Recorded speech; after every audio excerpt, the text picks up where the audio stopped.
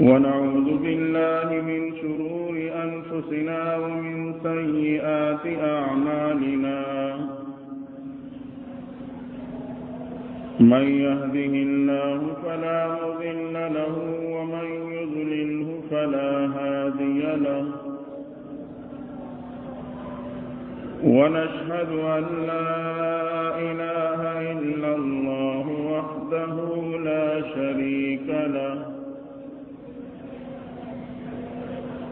ونشهد أن سيدنا وسندنا ومولانا محمدا عبده ورسوله أرسله الله إلى كافة للناس بشيرا ونذيرا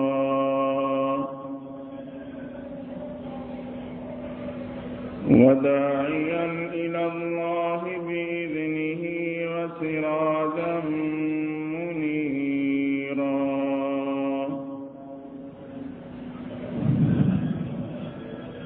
أما بعد فأعوذ بالله من الشيطان الرجيم بسم الله الرحمن الرحيم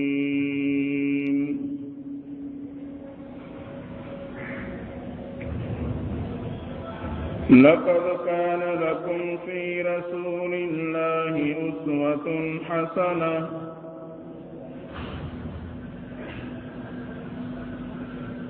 سبحان ربك رب العزة عما يصفون وسلام على المرسلين والحمد لله رب العالمين. اللهم صل على سيدنا ومولانا محمد وعلى آل سيدنا ومولانا محمد وبارك وسلم عليه.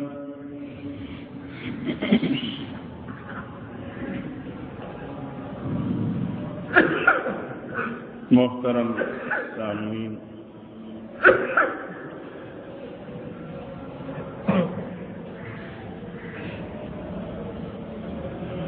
ماہ ربیع الاول ہے، جمعۃ المبارک کا دن. قرآن مجید کی ایک آیت کریمہ آپ کے سامنے تلاوت کی گئی ہے، جس میں اللہ تبارک و تعالی نے ارشاد فرمایا: تحقیق تمہارے لیے پیغمبر علیہ الصلوۃ والسلام کے طریقوں میں بہترین نمونے موجود ہیں.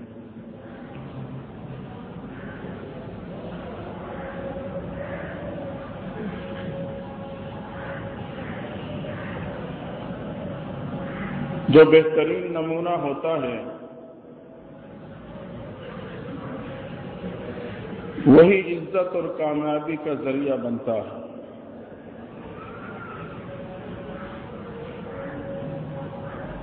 سارے پیغمبر علیہ الصلوۃ والسلام کا اسوہ حسنہ آپ کے طور و طریقے، اسی ہی میں انسان کی ہمیشہ کی عزت اور ہمیشہ کی کامیابی موجود ہے.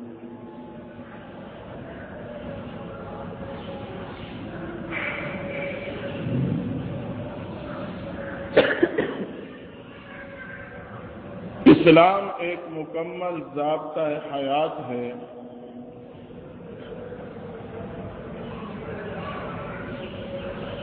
اور انسانی حقوق کا عملی طور پر علم بردار ہے.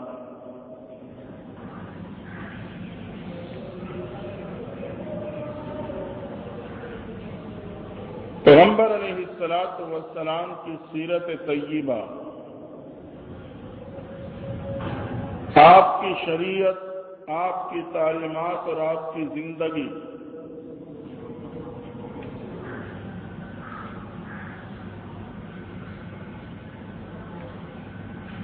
وہ انسان کے لیے ایک عملی نمونہ ہے.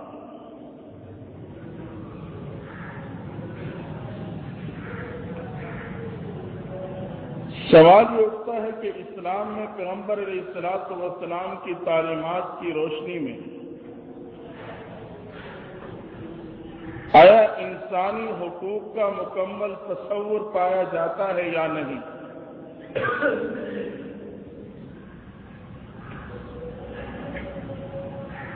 یعنی پیغمبر علیہ السلام کے کردار اور تعلیمات کو اپنا کر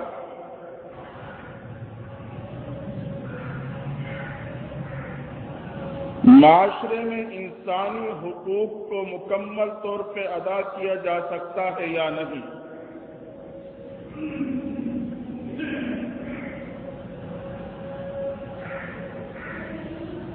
آج یہ سوال اس بنیاد پہ اٹھا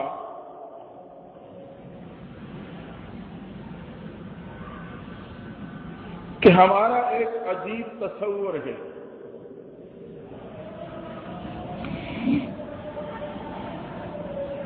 کہ ہم حقوق انسانی کے ایک معیار کو خود متعین کرنے کے بعد پھر اسے اسلام اور پیغمبر علیہ السلام کی تعلیمات پہ پرکھتے ہیں۔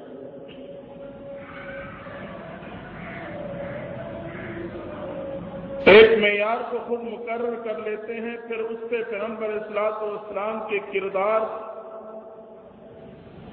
تعلیمات جو کہ اسلام اور شریعت کہلاتی ہے، پھر اس پہ پرکھنے لگتے ہیں۔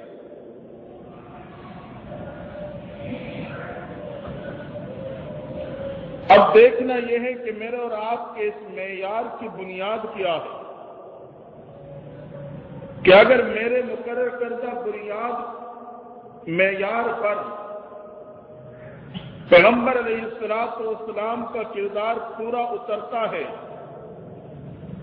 تو پھر تو میں یہ کہوں گا کہ دین اور اسلام مکمل ضابطۂ حیات، اور اگر میرے مقرر کردہ معیار پہ جو میں نے خود اپنے ہی تصور سے قائم کیا اس پہ میں نے دین کو پورا نہ سمجھا تو میں کہتا ہوں کہ دین میں پیغمبر اسلام کی عملی زندگی میں انسانی حقوق کا مکمل تصور ہی نہیں۔ یہ ایک بہت بڑا المیہ ہے۔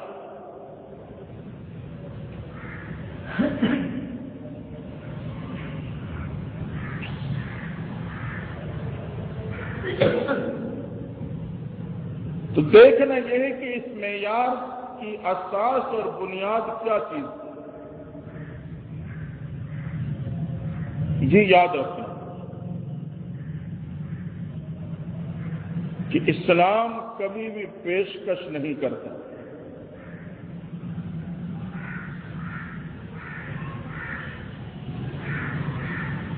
وہ پیشکشیں نہیں کرتا بلکہ اپنے آپ کو خود پیش کرنے کی تعلیم دیتا ہے۔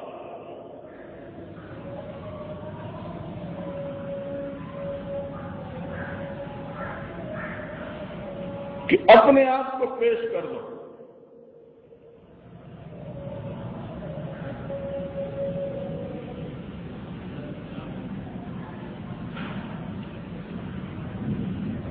انسانی تاریخ پر اگر ہم اور آپ نظر دوڑائیں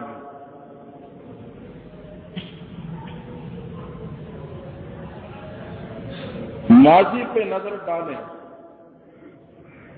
تو مجھے اور آپ کو انسانی حقوق کے مختلف قسم کے بدلتے ہوئے تصورات نظر آئیں گے، بدلتے ہوئے نظریات نظر آئیں گے۔ کوئی کہے گا انسانی حقوق کا نظریہ یہ ہے، کوئی کہے گا یہ ہے۔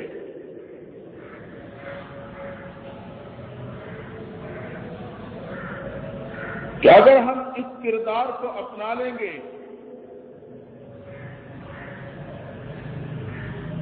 تو اس میں پورے حقوق مل جائیں گے۔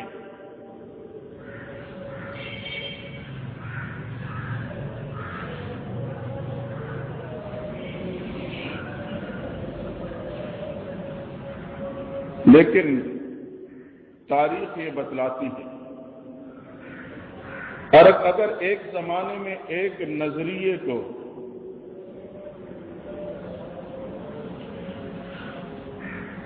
مکمل حقوق حاصل کرنے کی بنیاد سمجھی گئی تو دوسرے زمانے میں اسی تصور کو جرم قرار دے دیا تو بھئی یہ ترتیب ٹھیک نہیں۔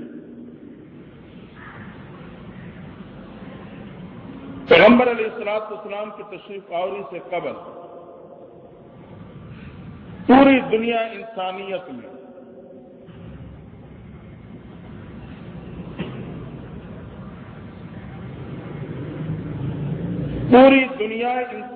میں جہاں شخص اپنے غلام کا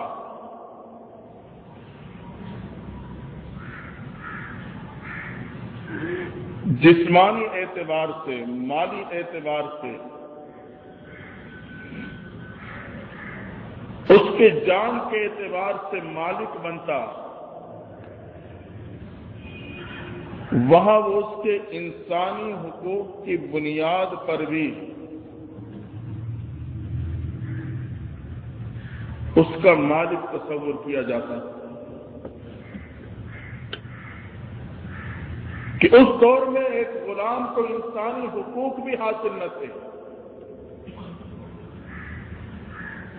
وہ اس کے ذاتی مفاد کا بھی مالک تصور کیا جاتا تھا۔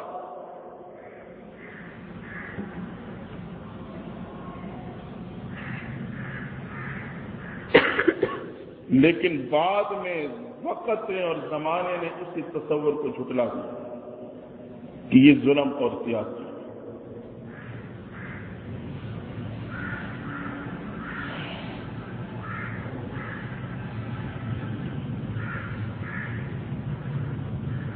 قریب ہی زمانہ میں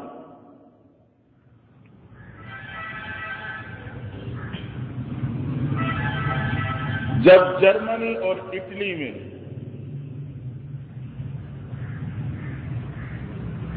نازیازم نے سر اٹھایا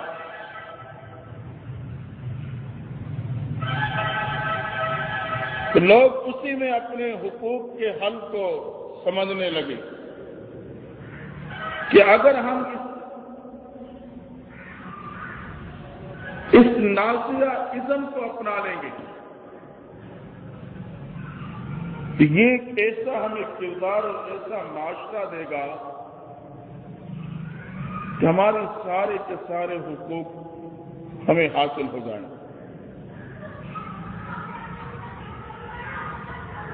نازیازم کا فلسفہ کیا تھا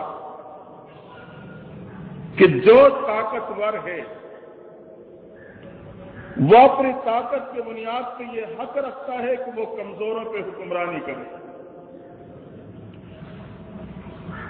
لیکن پھر ایک وقت آیا کہ زمانے نے اس کو جھٹلا دیا کہ یہ ظلم،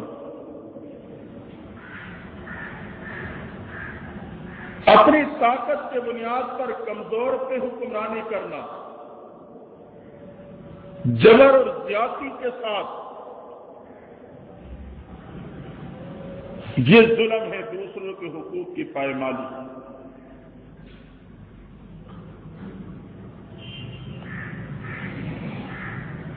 تو بعد میں اسی کردار کو جھٹلا دیا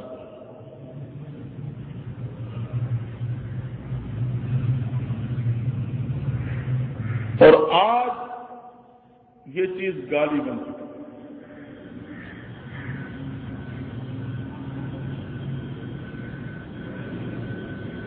تو اب دیکھنا یہ ہے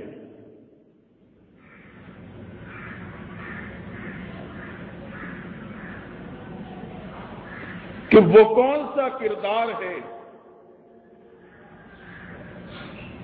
جس کو اپنا کر ہر انسان اپنے حقوق کو حاصل کر سکتا ہے۔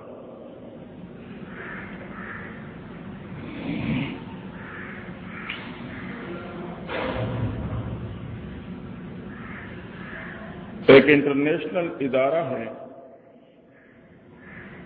تحفظ آزادی تحریر و تقریر،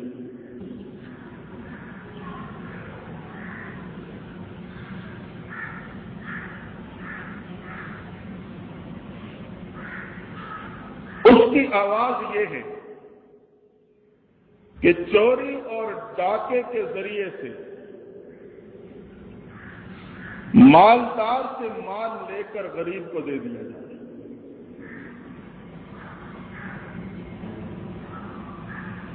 لیکن زمانے نے اس کو بھی جھٹلا دیا کہ یہ بھی زیادتی اور جرم.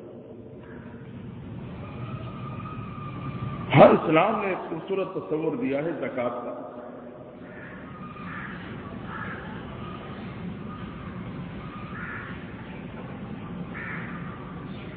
تو مختلف کردار کو پیش کیا گیا، لیکن اسی کردار کو اگلے زمانے میں جرم قرار دے دیا گیا.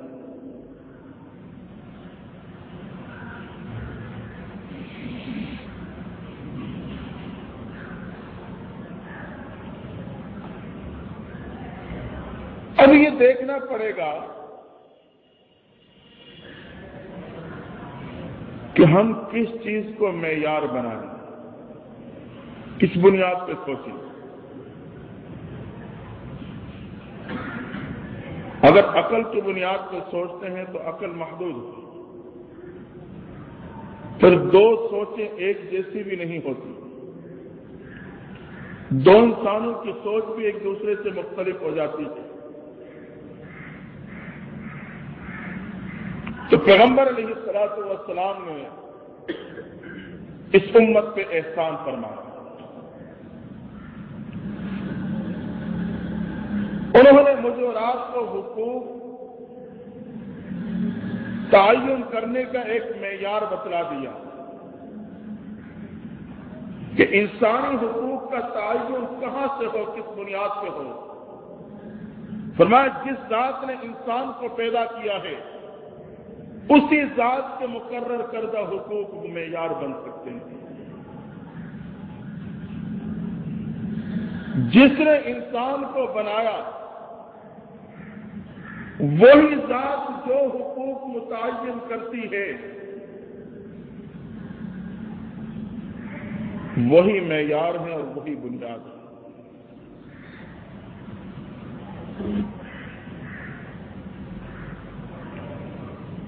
اللہ نے انسان کو بنانے کے بعد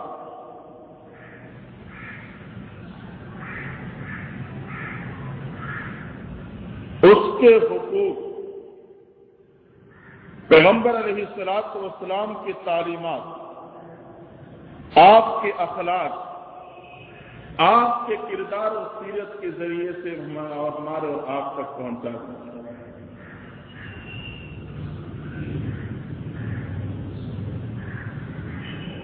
کہ بنیادی کردار پیغمبر علیہ الصلوۃ والسلام کا اسوہ حسنہ. اگر ہم پیغمبر علیہ الصلوۃ والسلام کے طریقوں کو بنیاد بنائیں گے تو ہر زمانے میں، ہر شعبے میں، ہر انسان اپنے پورے حقوق کو حاصل کرنے میں کامیاب ہو جائے.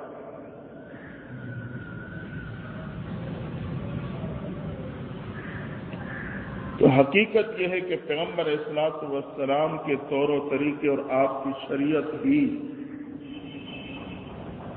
ایک ایسا کردار ہے جس کو اپنا کر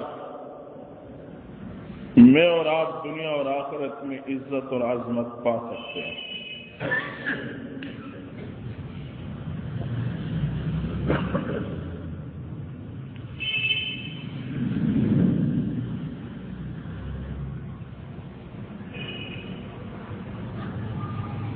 امریکہ میں ایک کتاب شائع ہوئی جو کہ بہت ہی عام اور مقبول تھے اپنے معاشرے میں.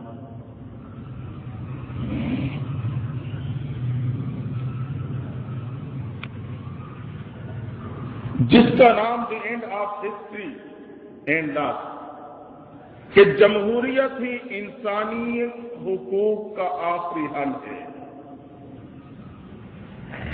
جمہوریت ہی میں انسانی حقوق کا آخری حل پایا جاتا ہے.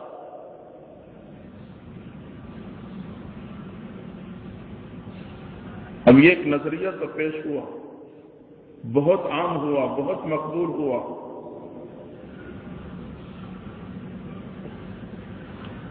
لیکن اسی کے خلاف الجزائر میں کیا ہوا کہ جمہوریت کے اصولوں سے ہٹ کے اقلیت کو اپنے مفاد کی بنیاد پر، اکثریت کو اپنے مفاد کی بنیاد پہ کچل کے رکھ دیا، اپنے نظریے کی اپنے عمل سے نفی کی۔ نظریہ تو یہ پیش کیا کہ جمہوریت حل ہے اپنے حق حاصل کرنے کا، اکثریت ثابت کر لو، اپنا حق حاصل کر لو۔ لیکن اسی قوم نے الجزائر میں اکثریت کو اپنے مفاد کی بنیاد پہ کچل دیا۔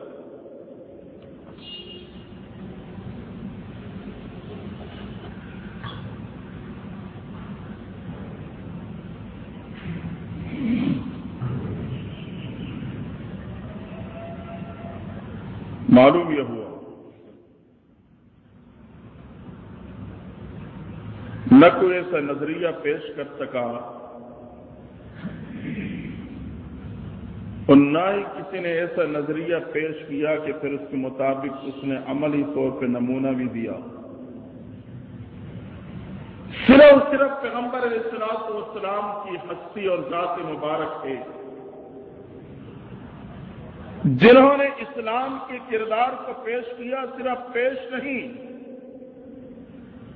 بلکہ اسے عملی طور پہ اپنا کے بھی میرے اور آپ کے لیے نمونہ بنا دیا۔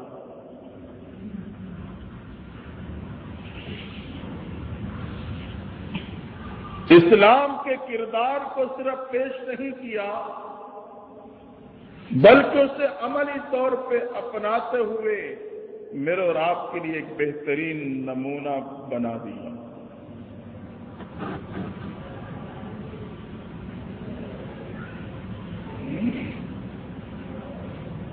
مثلا جب پیغمبر علیہ السلام کا کردار، سیرت کیا تو یہ زمانہ مجھے اور آپ کو، یہ مہینہ مجھے اور آپ کو یہی تعلیم دے رہا کہ ہم اپنے عملی زندگی میں تبدیلی لائیں، اپنے معاشرتی زندگی کو تبدیل کریں اور پیغمبر علیہ الصلوۃ والسلام کی تعلیمات کو عملی طور پہ اپنا کر ان کے ساتھ محبت کا ثبوت دیں۔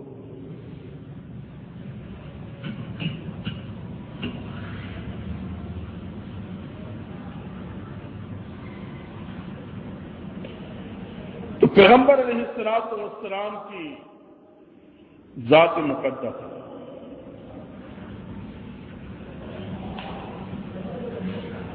جنہوں نے جو نظریہ دیا اس پہ عمل بھی کر کے دکھا دیا۔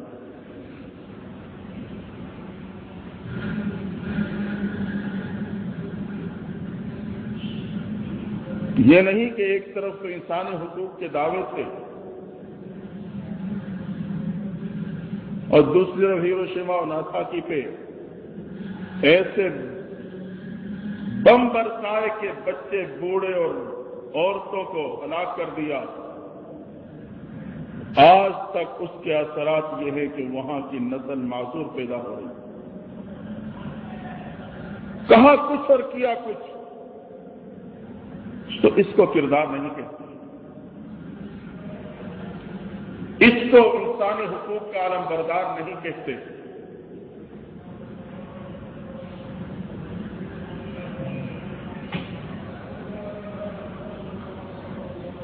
کہ اب ان حالات میں اگر کوئی اپنا حق لینے کے لیے میدان میں اترے تو انہیں تو دہشت گرد بنا کے ایک سائڈ پہ کرے۔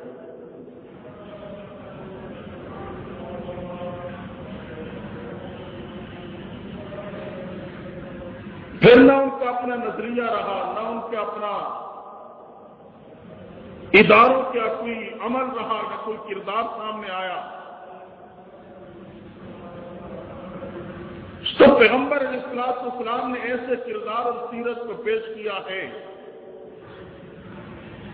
کتنے ہی خوشگوار حالات کیوں نہ آئے، لیکن انہوں نے اپنے مفاد کے خاطر اپنے پیش کردہ نظریے کی نفی نہیں کی۔ کردار اسی کو کہتے ہیں۔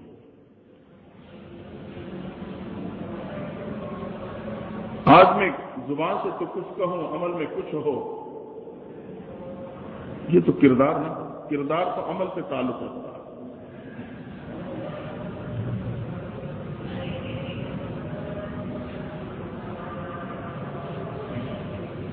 سینے میں تو جہالت کے اندھیرے لیے پھروں،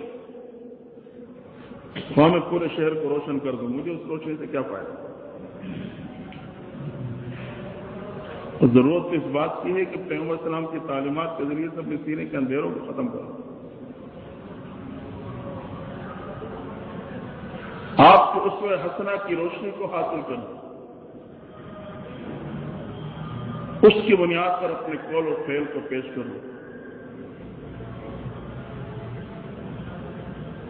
تو پیغمبر علیہ الصلوۃ والسلام نے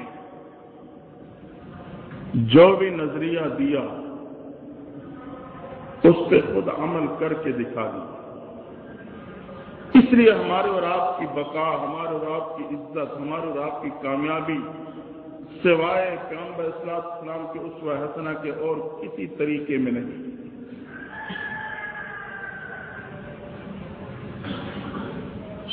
ہر نظریہ جھٹلایا گیا، یا نظریہ پیش کرنے والوں نے خود اپنے نظریے کو جھٹلا دیا اپنے عمل سے۔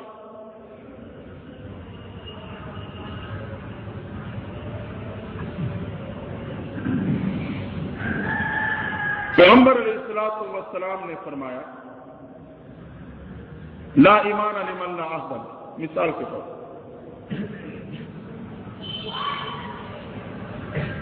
ایفائے عہد، وعدہ کو پورا کرنا، فرمایا وہ اس کا ایمان کامل نہیں جس میں ایفائے عہد نہیں۔ اب یہ تو آپ نے ایک نظریہ دیا، لیکن آپ کا کردار اسی کے مطابق ثابت ہے۔ حضرت حذیفہ بن یمان رضی اللہ تعالی اپنے والد صاحب کے ساتھ مکہ مکرمہ سے مدینہ منورہ جانے کے لیے سفر کرتے ہیں۔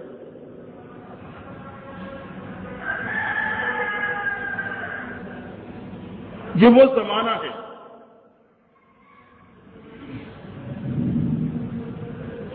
کہ جنگ بدر کی تیاری ہے، غزوہ بدر کا موقع ہے، اسلام اور کفر کا ٹکراؤ ہونے والا ہے، دو کرداروں کا آمنا سامنا ہونا ہے۔ ابو جہل نے دیکھ لی کہ حضرت حذیفہ بن یمان اور ان کے والد دونوں مکہ سے مدینہ جا رہے ہیں، روک لی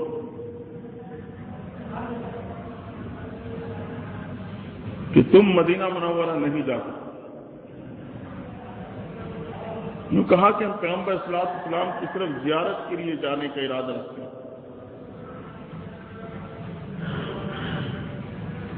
ہم صرف ان کی ملاقات چاہتے ہیں اور ہمارا کوئی غرض نہیں۔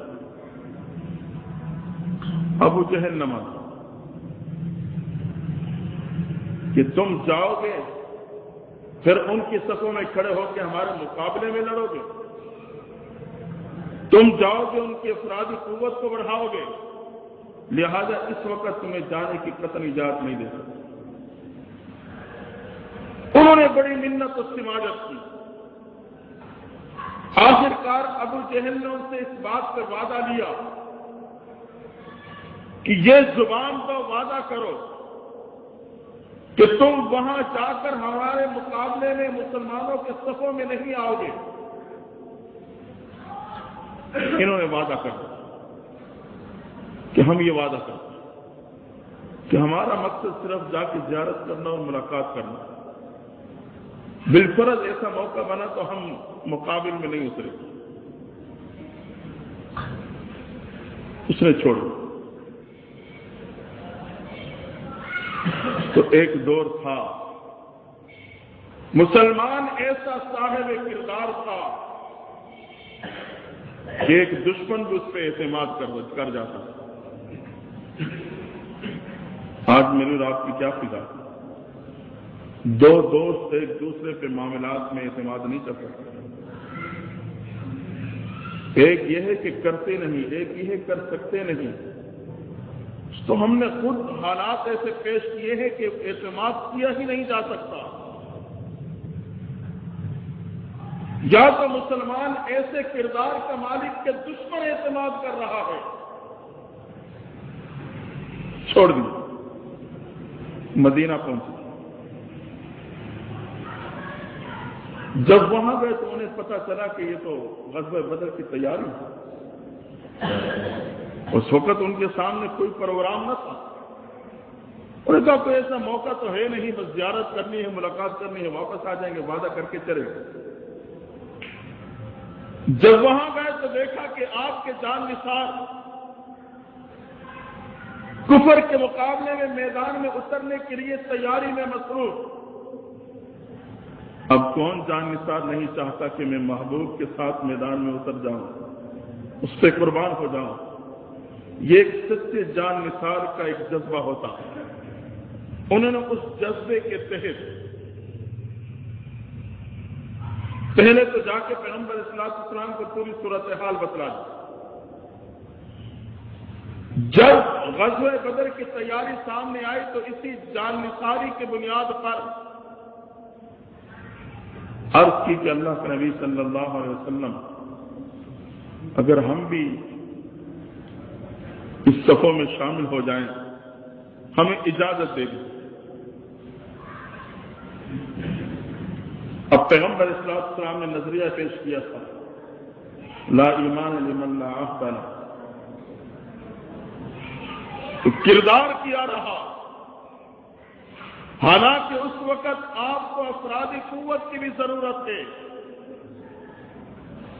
دشمن کے مقابلے میں افرادی قوت بھی کم، اور آپ پہ جان نچھاور کرنے والے دو جان نثار جو شامل ہونا چاہتے ہیں، لیکن آپ نے انہیں شامل کرنے سے انکار کر دیا۔ کہا نہیں، وعدہ کر کے آئے اور زبان دے کے آئے ہو، میدان میں بدر میں اترنا، بدری کا مقام پانا یقیناً ایک اعلیٰ درجہ رکھتا ہے۔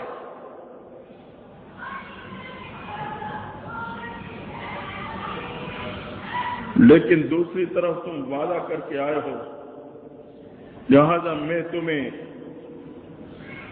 اس وقت کفر کے مقابلے میں صفوں میں کھڑے ہونے کی اجازت نہیں دے سکتا۔ خلاصہ یہ کہ پیغمبر صلی اللہ علیہ وسلم نے انہیں اس وقت شامل ہونے کی اجازت نہ دی۔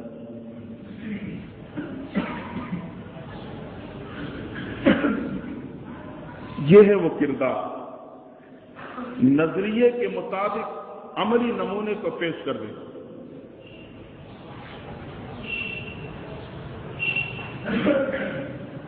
تو یہ ماہ ربیع الاول مجھے اور آپ کو بنیادی طور پہ اسی طرح متوجہ کرتا ہے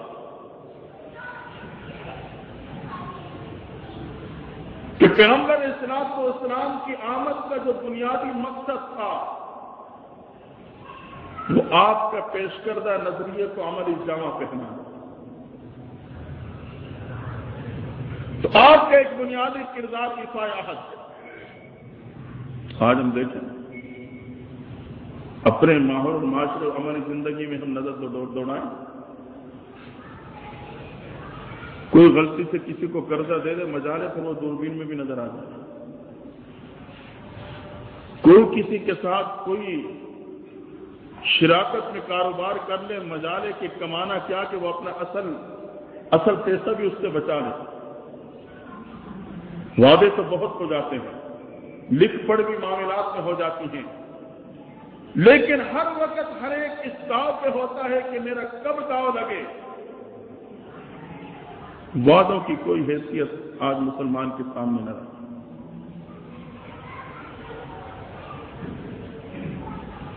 آج مسلمان کے کردار کی کمزوری کی بنیاد پہ کسی معاملے میں اعتماد نہیں کرتا۔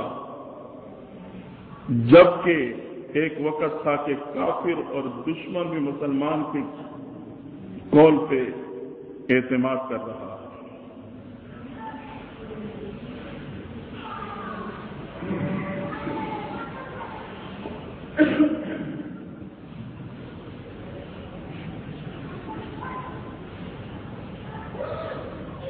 پیغمبر علیہ الصلوۃ والسلام کی سیرت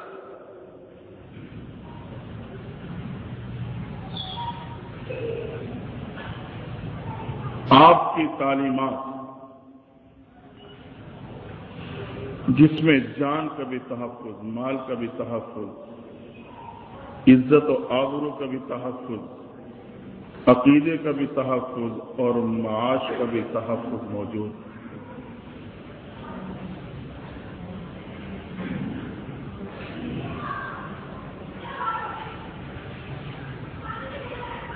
اور آج جتنی زیادہ انسانی حقوق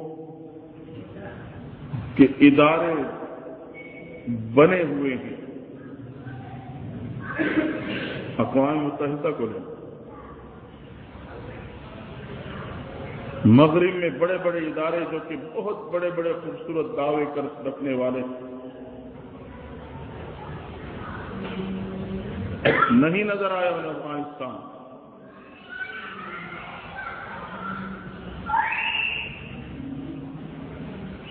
فلسطین پہ نظر نہ پڑی،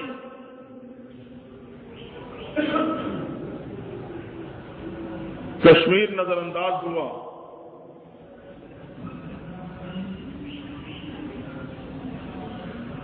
اپنے مفاد کے لیے تو اپنی طاقت کو استعمال کرو۔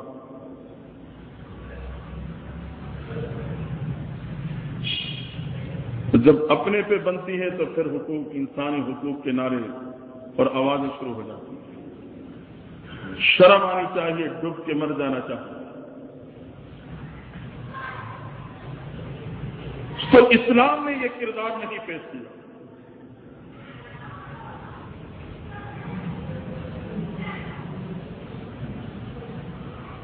پیغمبر علیہ الصلوۃ والسلام فرماتے ہیں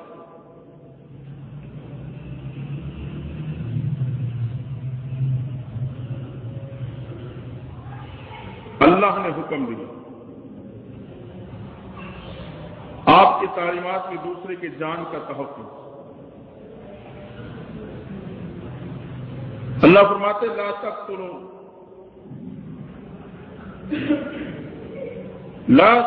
النفس التي حرم اللہ الا بالحق۔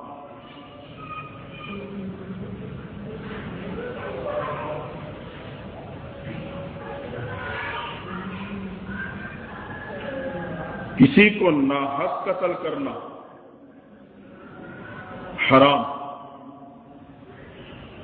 ہاں، قصاص کے بدلے میں قتل کیا جا رہا،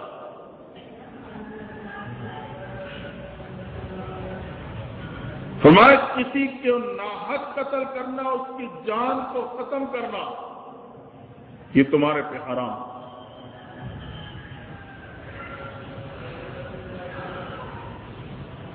اب اس کو حرام قرار دے کر جان کا تحفظ دے دیا۔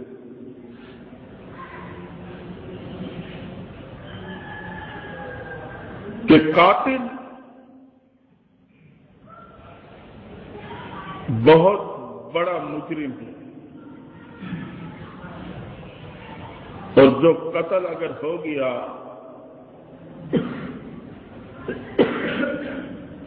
تو پیغمبر علیہ الصلوۃ والسلام نے اس کی حوصلہ افزائی کس انداز سے فرمائی؟ فرمایا جو ظلماً ناحق قتل کیا جائے گا وہ شہیدوں میں اٹھایا جائے گا۔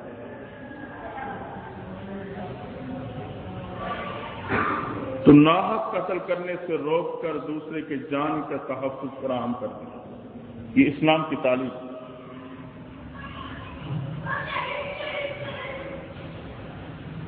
اب اسی مفہوم کو تھوڑا سا عام کر،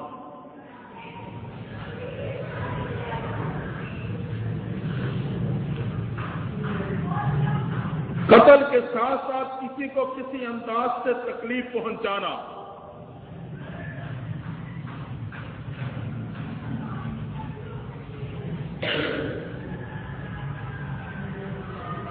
پیغمبر علیہ الصلوۃ والسلام کی شریعت کی تعلیمات اس سے منع کر رہی ہیں۔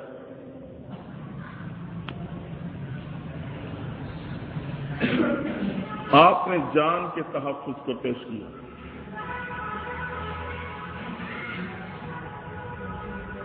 دوسری بات،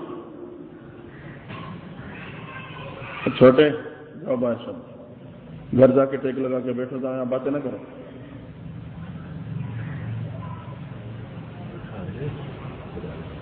مال کے تحفظ کو شریعت پیش کرتی ہے۔ بس یار اب آپ اشارے کر کے سارے کو متوجہ کر لو، میں نے بات کر دی ہوگی، بات ختم۔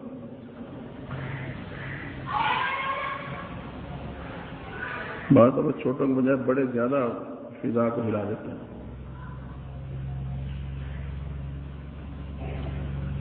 مال کے تحفظ کو پیغمبر اسلام کی شریعت پیش کرتی ہے۔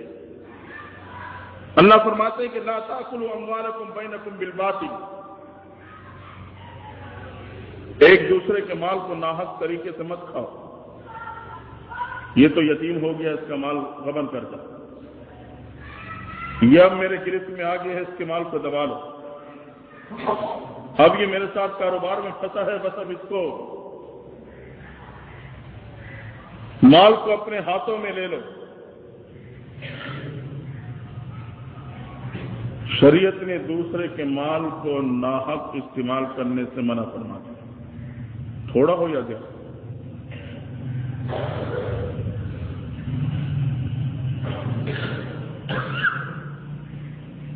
جنگ خیبر کا موقع ہے، اب یہ نظریہ پیغمبر صلی اللہ علیہ وسلم نے پیش کیا، اس کے مطابق آپ نے کردار کو بھی پیش کیا۔ جنگ خیبر کا موقع ہے، ایک چرواہا،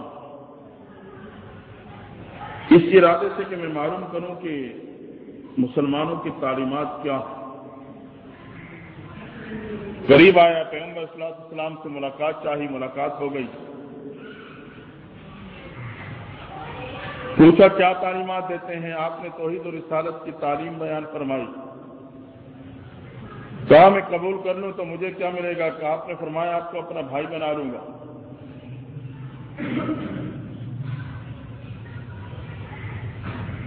کہنے لگے کہ اس کے باوجود کہ میرے چہرے کا رنگ سیاہ ہے، میرے پسینے سے بدبو آ رہی ہے، پھر بھی آپ مجھے اپنا بھائی بنا لو گے؟ آپ نے فرمایا ہاں۔ ایمان میں آیا، کہا میرے لیے حکم، فرمایا یہ بکریاں مالکوں کو حوالے کر کے آ جاؤ۔ چرواہا کہنے لگا اللہ کے نبی صلی اللہ علیہ وسلم یہودیوں کا مال ہے، جس کا گھیراؤ ہم نے کیا ہوا ہے، وہ ایک قلعے میں بند محاصرے میں آئے ہوئے ہیں، ان کا مال تو مال غنیمت ہے۔ فرمایا نہیں، تیرے پاس امانت ہے، اگرچہ مال انہی کا ہے جن کے مقابلے میں ہم انہیں گھیرے ہوئے بیٹھے ہیں، لیکن یہ مال تیرے پاس مال امانت ہے، اس کو واپس لوٹا کے آنا ہوگا۔ آپ کے فرمان کے مطابق چرواہا جاتا ہے، وہ ساری کے ساری بکریاں اپنے اپنے مالکوں تک پہنچانے کے بعد پھر لوٹ کر واپس آ جاتا ہے۔ یہ ہے وہ عملی نمونہ اپنے نظریے کے مطابق۔ ایسے موقع پہ بھی دوسرے کے مال کو تحفظ دینا، یہ صرف میرے محبوب پیغمبر کا کردار ہے۔ تو میرے اور آپ کی محبت میں حقیقت تب آئے گی کہ ہم اور آپ اپنی معاشرتی زندگی میں آپ کے کردار کو اپنائیں۔ اب ہم دیکھیں ہم دوسرے کے مال کا کہاں تک خیال رکھتے ہیں۔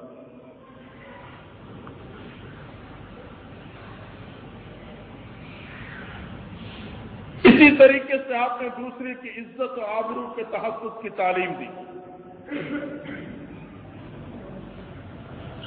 اور اسی بنیاد پر آپ کی تعلیمات کی روشنی میں غیبت حرام ہے، دوسرے کی دل آزاری حرام ہے، کیونکہ غیبت میں دوسرے کی عزت کو اچھالا جاتا ہے، اگرچہ وہ سامنے نہیں، اس کے پس پشت بھی اس کی عزت کو اچھالنا، اسے حقیر ثابت کرنا، اس سے بھی آپ نے منع فرما دیا۔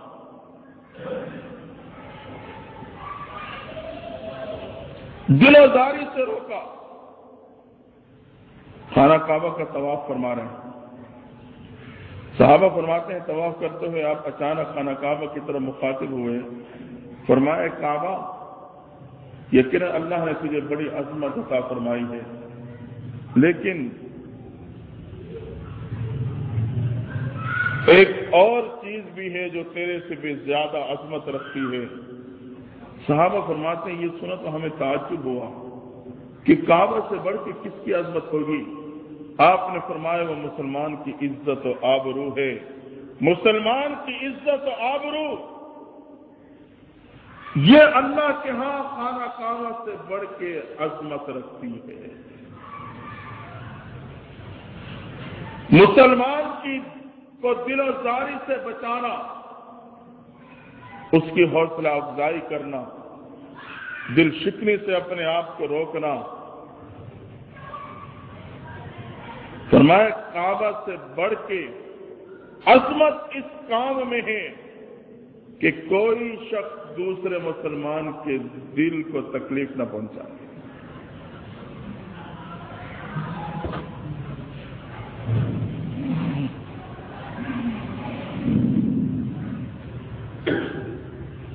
اسی بنیاد پہ حدیث میں آتا ہے، پیغمبر صلی اللہ علیہ وسلم نے فرمایا کہ المسلم من سلم المسلمون من لسانہ و یدہ، کامل مسلمان وہی ہے کہ جس کے زبان اور ہاتھ کی تکلیف سے دوسرا مسلمان محفوظ ہو۔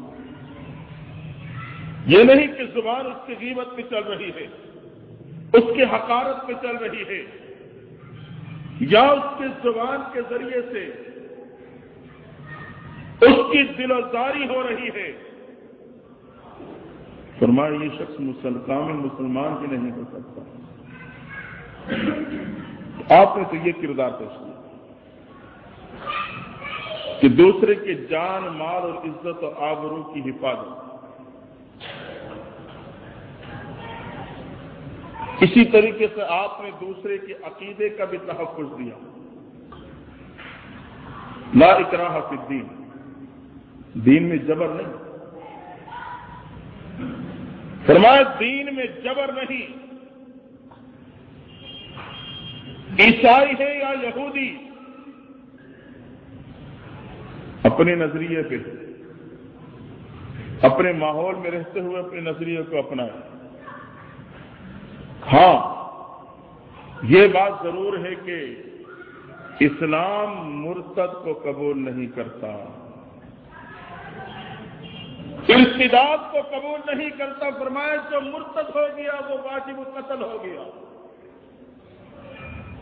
کہ عقیدہ تو اس کا کفریہ ہے، کہلاتا مسلمان یہ مرتد نقصان دہ ہے، دھوکہ باز ہے۔ اگر کوئی اپنے عقیدے پہ قائم ہے، کہلاتا بھی وہ وہی ہے جس عقیدے پہ ہے، اسلام نے اس کا تحفظ کیا۔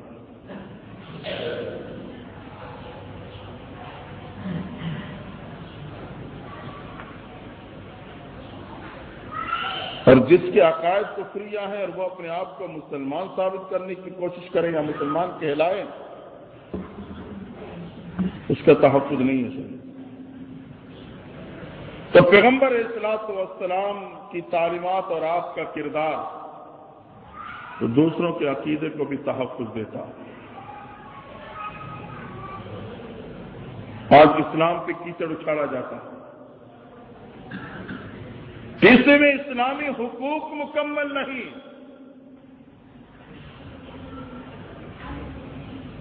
تو اسلام کے علاوہ کوئی نظریہ ایسا کوئی پیش ہی نہیں کر سکتا کہ جس میں اسلام کی طرح مکمل انسانی حقوق پائے جاتے ہیں۔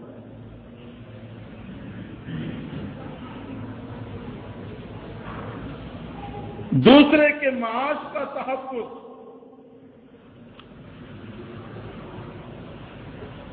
پیغمبر علیہ الصلوۃ والسلام اس بات کی اجازت نہیں دی کہ ایک شخص اپنے مال و دولت کے بلبوتے دوسروں کے کاروبار اور معاش کے دروازوں کو بند کر دیں. اپنے مال و دولت کے بلبوتے دوسروں کے معاش کے دروازوں کو بند کر دے. اسلام قطعاً اس کی اجازت نہیں ہے. کیا مطلب؟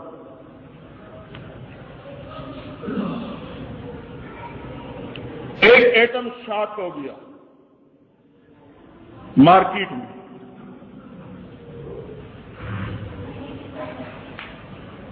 خانواز کے مارکیٹ میں ایک ایٹم شارٹ ہے، لیکن وہ جہانیہ ملتان ادھر ادھر کی مارکیٹ میں بھی نہیں ملتا، اور میں اس کی ذخیرہ اندوزی کرتا ہوں. اپنے اس مال و دولت کو استعمال کر کے مارکیٹ سے میں نے وہ ایٹم خرید لیا جو کہ اس مارکیٹ کے علاوہ باقی مارکیٹوں میں بھی مہیا نہیں. تو گوئے کہ اس حوالے سے میں نے جو دوسرے بیچارے کم مال والے اسی ایٹم کا کاروبار کرتے تھے، میں نے ان کے دروازوں کو بند کر دیا.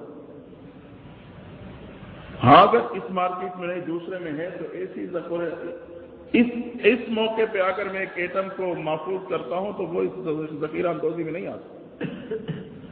ذخیرہ اندوزی کا مفہوم یہ ہے میں نے ایک ایسی جنس، ایسی چیز جو نہ یہاں کی مارکیٹ میں نہ دوسری مارکیٹ میں مہیا، کہ چلو یہاں نہیں ملی دوسرے کاروباری لوگ وہاں سے لے آئیں گے، میں نے اپنے مال کو استعمال کرتے ہوئے اس کی ذخیرہ اندوزی کر لی. یہ ناجائز. اگر ایک چیز مہیا ہے اور میں ذخیرہ اندوزی کر رہا ہوں، اسے جمع کر رہا ہوں، تو اس کا جواز موجود ہے.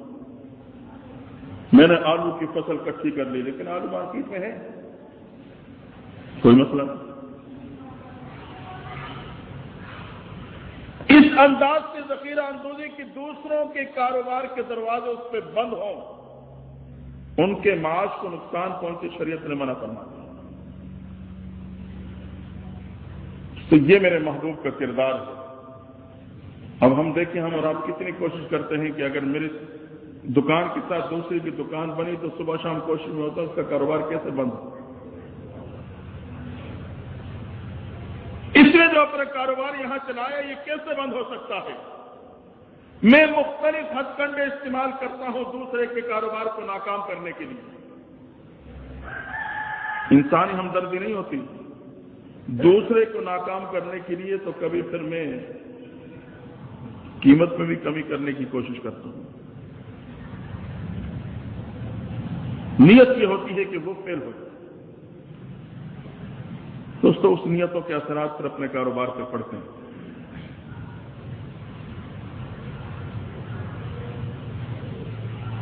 تو پیغمبر علیہ الصلوۃ والسلام کا کردار یہ ہے کہ دوسرے کے معاش کو تحفظ دو، اس کی حوصلہ افزائی کرو، اللہ تمہیں بھی برکت دے.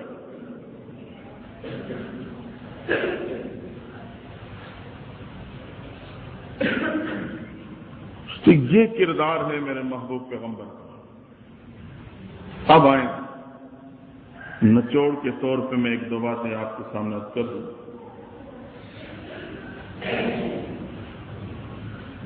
بنیادی جو نقطہ میں نے یاد کیا کہ دنیا میں جتنے نظریے پیش کیے گئے،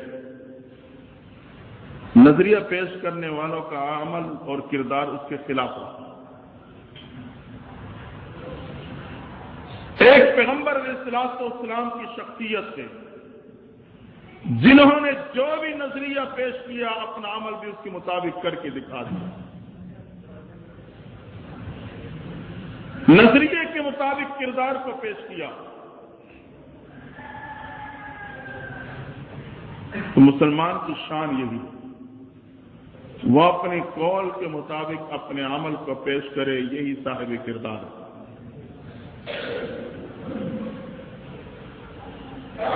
آج میری اور آپ کی حالت کیا ہے؟ اپنے اس موجودہ حالات کے حوالے سے ہم تھوڑا سا اس پورے مضمون کو سامنے رکھتے ہوئے دیکھیں.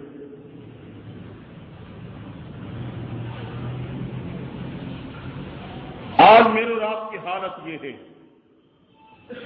نعوذ باللہ مجھے نہ پیغمبر صلی اللہ علیہ وسلم کے نظریے اور دین سے کوئی واسطہ، نہ مجھے عملی طور پہ ان کے کردار سے کوئی واسطہ۔ آج مسلمان کی وہی پوزیشن ہے، اپنی سوچ کے مطابق کردار کے ایک معیار کو متعین کرتا ہے، پھر اسے دین پہ پرکھتا ہے۔ اور میں نے محبت کا کردار بھی اپنی سوچ کے مطابق متعین کیا۔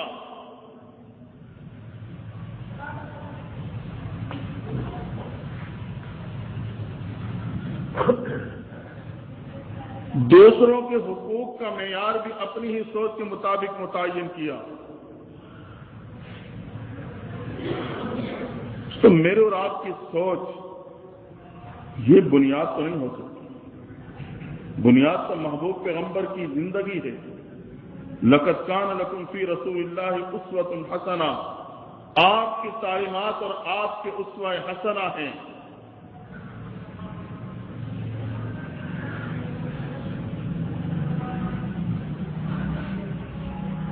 حقیقت ہے کہ آج مسلمان پیغمبر صلوات والسلام کی محبت کی آڑ میں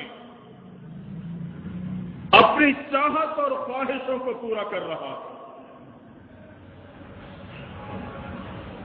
میں نے اپنی چاہت اور خواہشوں کو پورا کیا، میں نے پیغمبر صلوات والسلام والے کردار کو اپنانے کی کوشش قطعاً نہیں کی، آپ کی اتباع کو اپنانے کی کوشش قطعاً نہیں کی، میں تو اپنے خواہشات اور چاہتوں کو پورا کر رہا تھا۔ اگر بات کی جائے تو ایک ہی رٹ ہے، جی کیا حرج ہے، کیا حرج ہے؟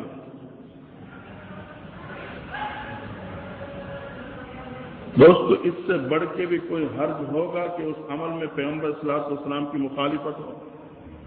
ایک طرف محبت اور عشق کے دعوے، دوسری طرف کردار اور عمل ان کے خلاف، اور دلیل یہ ہے کہ کیا حرج ہے اس محبوب جس سے محبت کا میں دعویٰ رکھتا ہوں اس کے خلاف میں ایک عمل کروں اور اس سے بڑھ کے کوئی حرج ہو سکتا ہے؟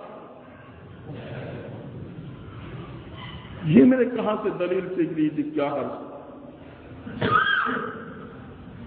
یہ دعا ہی تو مانگنی ہے، قرآن ہی تو پڑھنا ہے۔ بھئی اگر کوئی حرج نہیں، تم حضور کی مخالفت کو حرج نہیں سمجھتے، پھر عید کے دن میں روزہ رکھ لیا کرو، کیا حرج ہے؟ روزہ تو رکھنا ہے، عبادت۔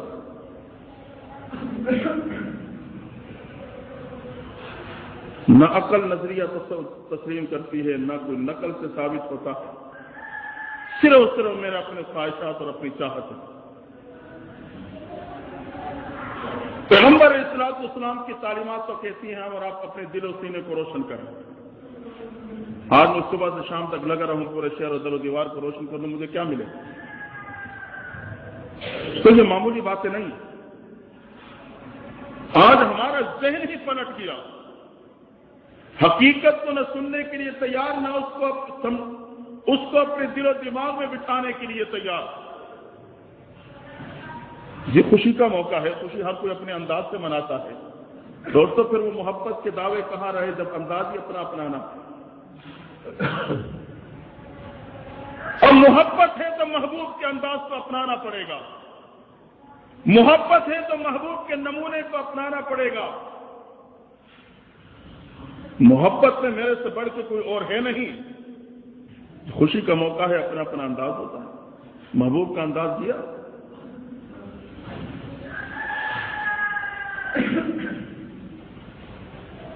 تو اس حوالے سے ایک بنیادی ایک واقعہ میں ایک صحابی کا آپ کے ذہن میں بٹھانا چاہتا ہوں، جس سے ہمیں پوری بات سمجھ آ جائے۔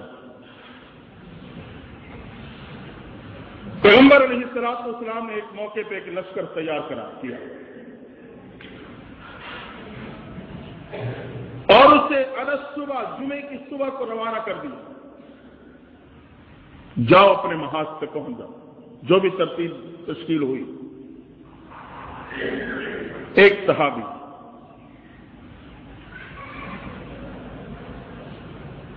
تو یہ تو تصور ہی نہیں ہو سکتا کہ کوئی صحابی حضور صلی اللہ علیہ وسلم کے خلاف ارادتاً کوئی کام کرے۔ ایک صحابی جس نے یہ سوچا کہ میرے پر ماشاءاللہ اس دفعہ سواری بھی بڑی تیز رفتار ہے، زیادہ راہ بھی ہے، کیوں نہ میں جمعے کی نماز تک ٹھہر جاؤں اور پیغمبر اصلاۃ والسلام اپنے محبوب کے پیچھے جمعے کی نماز ادا کر لوں، اور نماز پڑھتے ہی میں اپنے اس تیز رفتار صحت مند سواری پہ سوار ہو کر اور تیزی کے ساتھ دوڑاتے ہوئے ابھی وہ لشکر محاذ پہ نہیں پہنچا ہوگا کہ میں ان کے ساتھ جا ملوں گا۔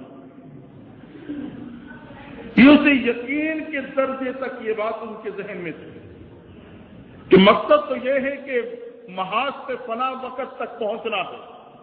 تو انہوں نے اندازہ لگا لیا کہ میں نماز جمعہ ادا کرنے کے بعد سواری پہ بیٹھ کر میں راستے ہی میں اس لشکر کے ساتھ مل جاؤں گا جس کے ساتھ میری تشکیل ہے۔ تو چلو محبوب کے پیچھے جمعے کی نماز بھی مل جائے۔ دوستو آپ بتائیں اس کی سوچ اچھی تھی یا بری؟ اچھی تھی۔ بھئی جو کام محبوب نے بتایا ہے وہ تو ہو ہی جائے گا، تو کیوں نہ میں محبوب کے پیچھے نماز جمعہ چلو، شاید آخری جمعہ ہو، وہاں شہادت نصیب میں ہو، تو میں کیوں نہ یہ جمعہ محبوب کے پیچھے ادا کر کے فوراً نکل جاؤں۔ یقیناً سوچ اچھی تھی، میں یہ بھی کہوں گا کہ محبت کی بنیاد پر تھی، لیکن کیا ہو، آج آسانی سے ہم کہہ دیتے ہیں کیا حرج ہے۔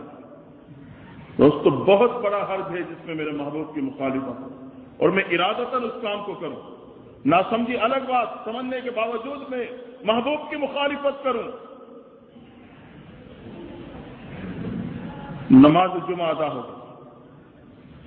جب پیغمبر صلی اللہ علیہ وسلم نے سلام پھیرا تو اس صحابی کو صف میں پا لیا۔ دیکھا کہ ان کی تو تشکیل ہو چکی تھی لشکر کے ساتھ، تو یہیں موجود بلا رہا۔ میرے صحابی کیا بات،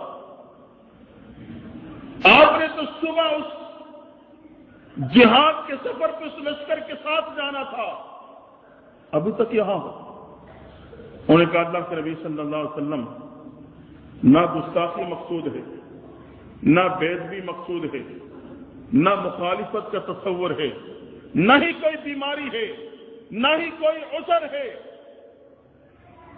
لیکن ایک چاہت تھی، محبت کی بنیاد پر ایک خواہش کی کہ میرے پاس تیز رفتار سواری موجود، میں نے چاہا کہ میں نماز جمعہ اپنے محبوب کے پیچھے ادا کر لوں اور اس کے بعد میں اپنے سواری پہ سوار ہو کر راستے ہی میں اس لشکر کے ساتھ جا ملوں۔ وہ ابھی محاذ پہ نہیں پہنچا ہوگا کہ میرے پاس ایسے اسباب ہیں کہ میں راستے ہی میں انہیں پالوں گا۔ اس ارادے کی بنیاد پر میں نے سوچا کیوں نہ پھر میں نماز جمعہ محبوب کے پیچھے ادا کر کے چلا جاؤں، تو ابھی جا رہا ہوں۔ پیغمبر صلی اللہ علیہ وسلم نے فرمایا ٹھہر، فرمایا میرے صحابی تو نے تو یہ سوچا کہ میں انہیں چھوڑ کر جمعہ میرے پیچھے ادا کروں گا، ثواب زیادہ مل جائے گا،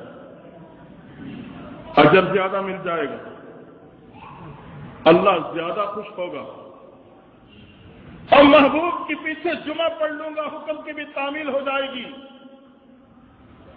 فرمایا یاد رکھنا تیری نیت بے شک یہاں صحیح ہوگی، لیکن اس پوری دنیا کی مال و دولت اگر اللہ تجھے دے دے تو اس ساری مال و دولت کو اللہ کے نام پہ خرچ کر دے، اس کے باوجود جو ثواب صبح جانے والے کو ملا ہے وہ تجھے جمعے کے بعد جانے کے بعد نہیں مل سکتا۔ دوستو اس نے کیا کیا تھا، اس میں کیا حرج تھا؟ محبوب کے پیچھے جمعہ ہی پڑا ہے. کیا سمجھ آئی؟ سمجھ یہ آئی کہ اس نے اپنی خواہش کو پورا کیا، محبوب کی اتباع میں تاخیر کر ڈالی. اتباع کا ارادہ رکھتا ہے، مخالفت مقصود نہیں، جہاد سے پیچھے رکنا مقصود نہیں، لیکن اتباع کی مخالفت درکنار اس میں تاخیر کر دی. فرمایا تو اتنا کچھ کرنے کے باوجود صبح جانے والوں کے ثواب کے برابر نہیں پہنچ سکتا. کیوں؟ کہ جمعہ تو نے اپنی خواہش کے مطابق پڑھا ہے اور وہ صبح میرے خواہش کے مطابق روانہ ہو گئے، اور تو نے اپنے خواہش کے بنیادوں پہ جمعہ میرے پیچھے پڑھا، انہوں نے میرے خواہش کے بنیاد پہ میرے پیچھے جمعہ چھوڑ کر سفر پہ روانہ ہو گئے. یہ تیری خواہش، وہ میری خواہش. ہم کہتے ہیں کیا حل؟ تو دوستو میرے خیال یہی بات کافی ہے. اس ماہ ربیع الاول مجھے اور آپ کو یہی درس ملتا ہے، اپنی چاہت اور خواہشوں کو چھوڑ دیں، کتنی ہی اچھی کیوں نہ ہو، کتنی ہی میری صاف نیت کیوں نہ ہو. میں ثواب کی نیت رکھتا ہوں، میں سب کچھ رکھتا ہوں، لیکن اپنی چاہتوں کو محبوب کی چاہتوں پہ قربان کر دیں گے. یہی دین ہے، اسی میں میرے اور آپ کی عزت اور کامیابی ہے. اللہ تعالی ہمیں اور آپ کو اپنے محبوب کی اتباع نصیب فرما دے. وآخر دعوانا الحمدللہ رب العالمین.